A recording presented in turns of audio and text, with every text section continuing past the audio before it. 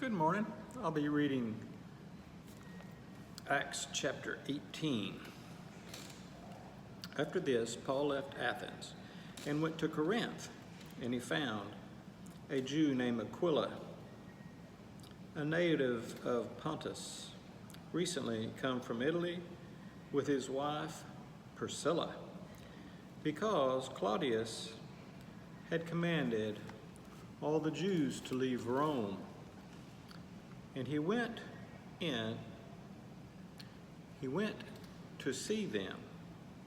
And because he was of the same trade, he stayed with them and worked, for they were tent makers by trade.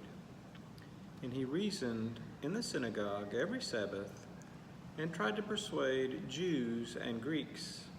When Silas and Timothy arrived from Macedonia, Paul was occupied with the word, testifying to the Jews that Christ was Jesus.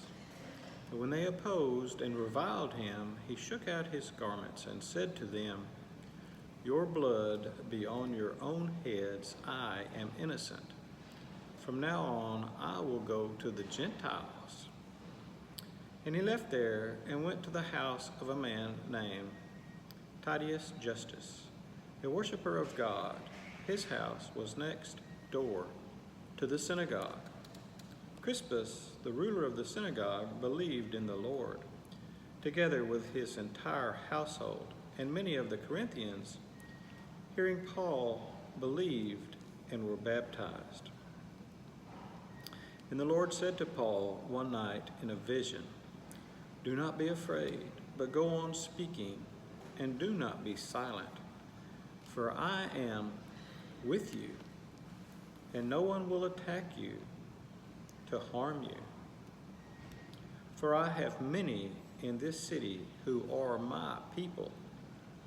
And he stayed a year and 6 months, teaching the word of God among them.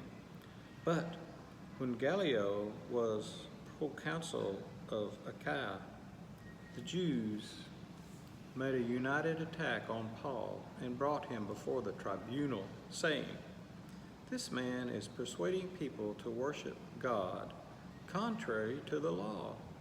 But when Paul was about to open his mouth, Gallio said to the Jews, "If it were a matter of wrongdoing or vicious crime, O Jews, I would have reason to accept your complaint. But since it is a matter of questions about words and names and your own law, see to it yourselves. I refuse to be a judge of these things." And he drove them from the tribunal, and they all seized Sosthenes, the ruler of the synagogue, and beat him in front of the tribunal. But Gallio paid no attention to any of this. After this, Paul stayed many days longer and then took leave of the brothers and set sail for Syria, and with him Priscilla and Aquila. At Citre he had cut his hair, for he was under a vow.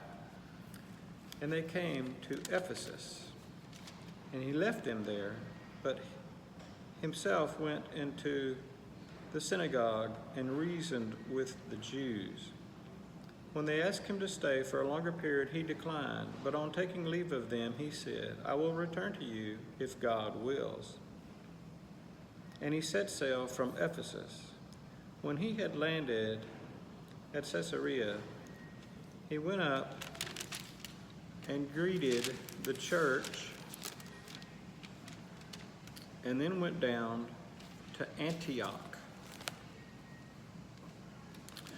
After spending some time there, he departed and went from one place to the next,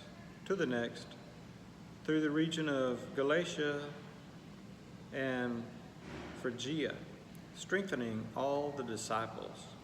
Now a Jew named Apollos, a native of Alexandria, came to Ephesus. He was an eloquent man, competent in the scriptures. He had been instructed in the way of the Lord, and being fervent in spirit, he spoke and taught accurately the things concerning Jesus, though he knew only the baptism of John. He began to speak boldly in the synagogue, but when Priscilla and Aquila heard him, they took him aside and explained to him the way of God more accurately. And when he wished to cross to Achaia, the brothers encouraged him and wrote to the disciples to welcome him.